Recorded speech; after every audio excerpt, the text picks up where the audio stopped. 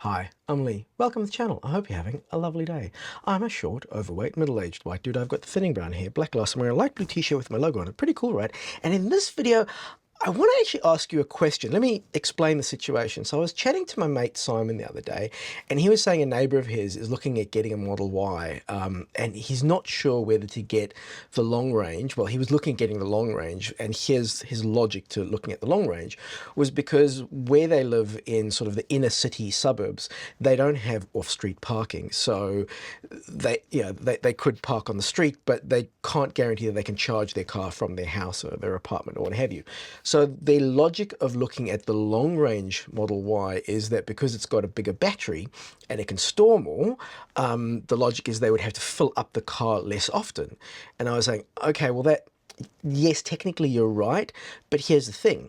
So for those who are not familiar, the long range models and the performance models of Teslas, have got, I believe, what's called NMC batteries. So those batteries, it's not recommended to charge them past 80% on a regular basis. So if you're going for a long drive, absolutely charge it up to 100%, use 100% of the battery. But on a day-to-day use, you should only charge it up to 80%. The reason for that is that it's not healthy for the battery long-term to be kept at 100% full.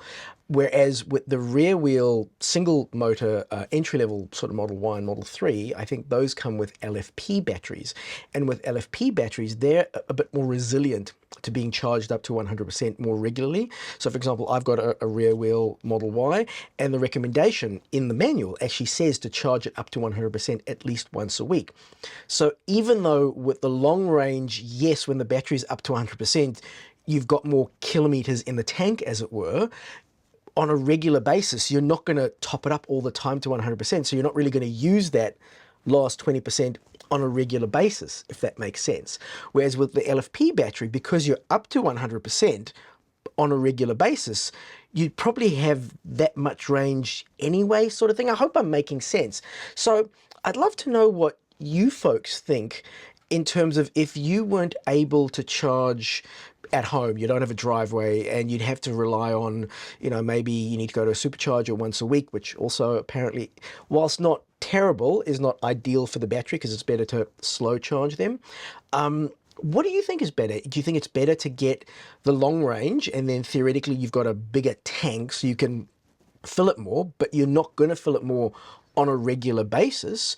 Or go with the LFP battery one, which is a smaller battery, you don't have much range overall, but because you're at 100% more regularly, you do have more range. And I also ask the usual questions of, if you're going on long drives very often, then yes, the long range makes sense. But if you're not driving more than 300-400 kilometers per day every week sort of thing, do you really need the long range? It's convenient, absolutely. It's nice to have more range, but how often do you really need that extra range? I'd love to know what you folks think down in the comments, and let's have a bit of a discussion about this and let me know, because I'm not sure.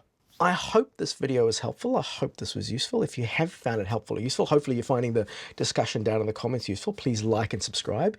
If you've already subscribed, thank you so much for your support, and we'll catch you in the next one. Safe and happy driving.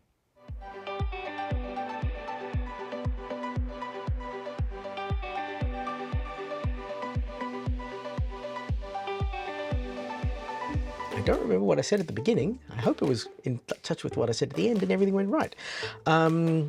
Okay, yeah. For those who are looking for bloopers, not a lot of bloopers because... For those who are looking at bloopers, obviously not a lot because, I just did that in one... Ow! Just did that in one take. My body's falling to pieces. For those who are looking to bloopers, obviously not that much for this video because I did that all pretty much in one take. Got a lot of videos coming out. I'm just buried with, work. So I've got an Ioniq 5 at the moment that I'm going to be reviewing.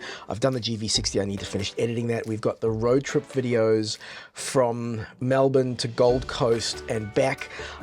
I'm not sure about releasing those road trip videos because there's not a lot of difference in that road trip experience than there was in my other road trip experiences. So let me know if you'd be interested in seeing just another Tesla road trip, which is not that different from all my other Tesla road trips, just it was longer. Yeah, I should have muted that. Oh well. See ya.